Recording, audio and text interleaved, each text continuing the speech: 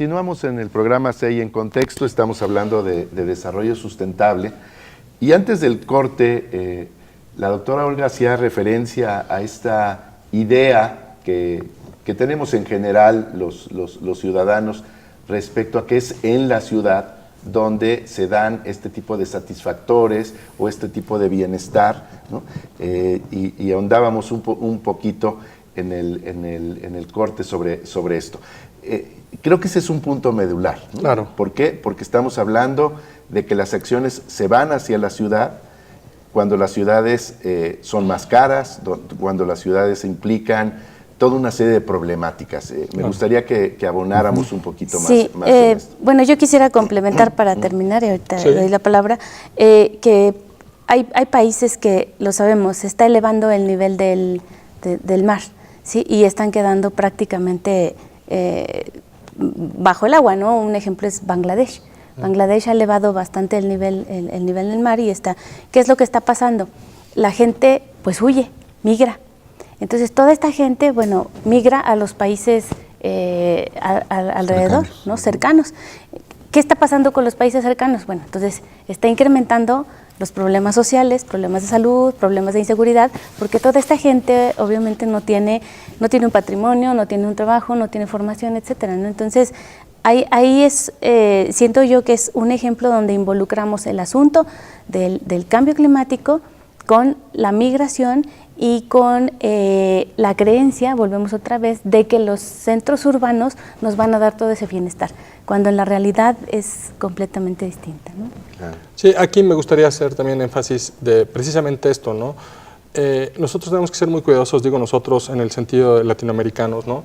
En cómo se traducen estos acuerdos que se dan. Por ejemplo, se habló de la reunión Hábitat, que es la tercera que se ha dado por bloques de 20 años. La primera fue en el 76 en Vancouver, seguida de la reunión de Estocolmo. Después, 20 años después, se dio en Marruecos y ahora 20 años después se da en Ecuador, ¿okay? Para ver cuáles son los avances y demás.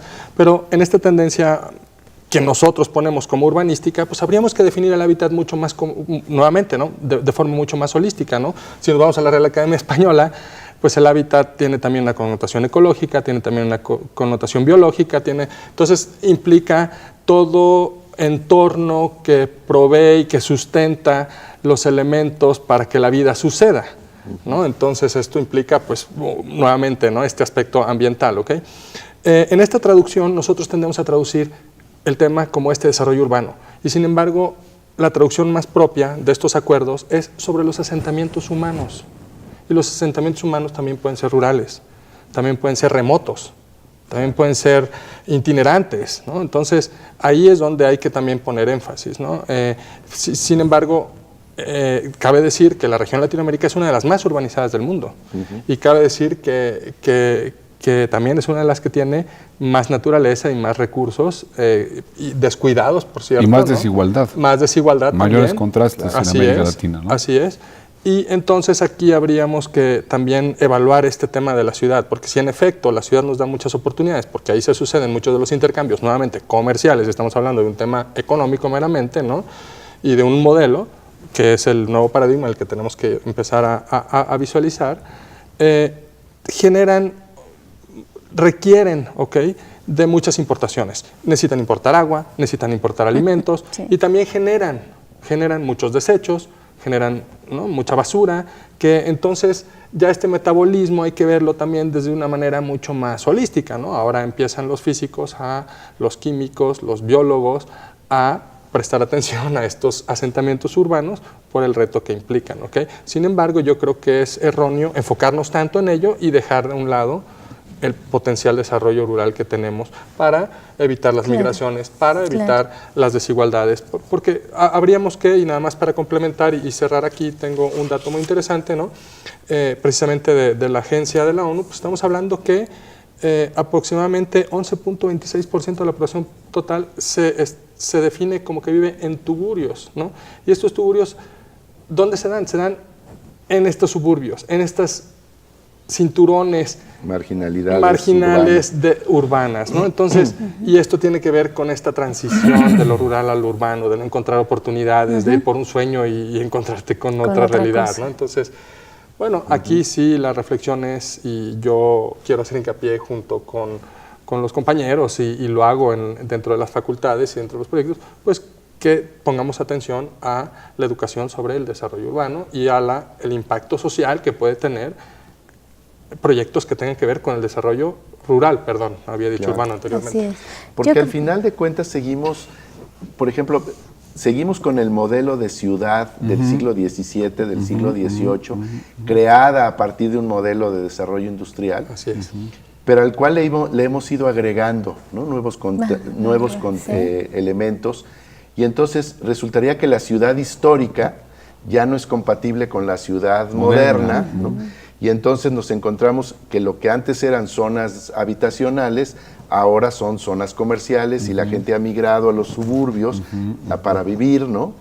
Entonces, o mientras tenemos grandes megalópolis en América Latina y en Asia, tenemos ciudades satélite en Europa o en Estados Unidos o en los países, sobre todo en los países del norte de Europa, ¿no? Claro. Entonces, esas grandes contradicciones, ¿no? entre el desarrollo fincado en un modelo económico y lo que ahora se plantea como algo más sustentable. Y aunque a veces pareciera, perdón doctora, a veces pareciera que vemos cómo la ciudad va creciendo, agregándose edificios, lo que decías, ¿no? Más agua, ¿no? Más servicios, etcétera, y de pronto decimos, bueno, ¿cómo controlar ese crecimiento que pareciera desmedido? Sin embargo, hay casos de éxito.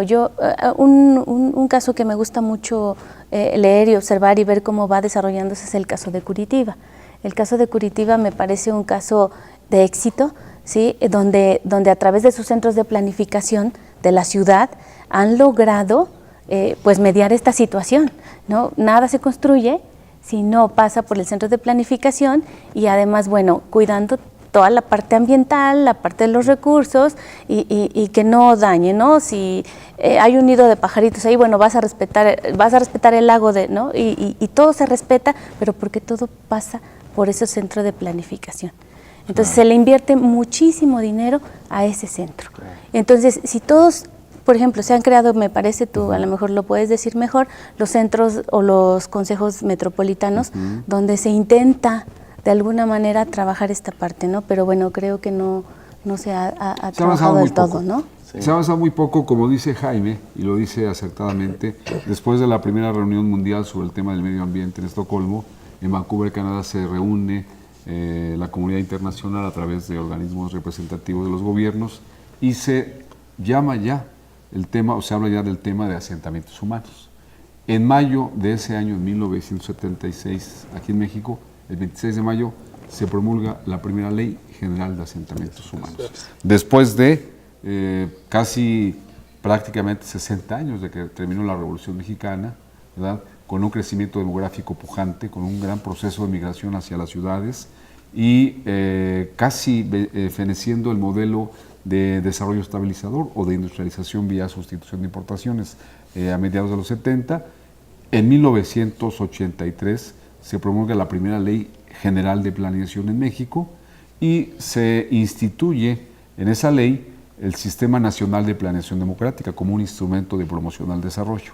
El artículo 25 constitucional, en el caso de México, establece la obligatoriedad del Estado mexicano de promover un desarrollo económico de largo plazo con un carácter sustentable, con un impacto directo para la mejor distribución del ingreso y de la riqueza, ¿no? Y esto obviamente es fundamental. La planeación ha sido un instrumento muy importante, ha habido resultados significativos en 40 años de planeación territorial, pero todavía nos queda mucho por hacer. Hay cosas que actualizar. No aparece en la actual Ley General de Asentamientos Humanos, que ya tiene casi 20 años que se actualizó, el concepto de megalópolis, por ejemplo. No aparece el concepto de política sustentable, no aparece el concepto de colaboración entre los 3 niveles de gobierno. Hoy, en el año 2016, México, nuestro país, tiene un 70% de población viviendo en ciudades. Hace 100 años, cuando se promulgó la primera constitución, la constitución política de los Estados Unidos mexicanos, era una relación inversa, el 10% de la población urbana y el 90% de la población rural. 100 años después, yo les he dicho a los diputados federales, a los senadores, que vayamos creando un nuevo nivel de gobierno en México. Pues sí. ¿Por qué? Porque México ya cambió. El rostro de México es otro. Un rostro urbano, un rostro totalmente. metropolitano. El gobierno federal reconoce 59 zonas metropolitanas y la existencia de 384 ciudades en un sistema urbano nacional de contrastes. Claro. Y esto implica hablar y pensar en un nivel de gobierno metropolitano, que no existe. La ley no lo reconoce, aun cuando tenemos ya metrópolis. Y que genera además problemas de tipo institucional. Exacto. O sea, ¿a quién le corresponde Sí. intervenir en un momento determinado cuando hay varios municipios o hay varios estados, etcétera, ¿no? Exacto. Pero bueno, vamos a hacer un corte y regresamos a CEI en Contexto.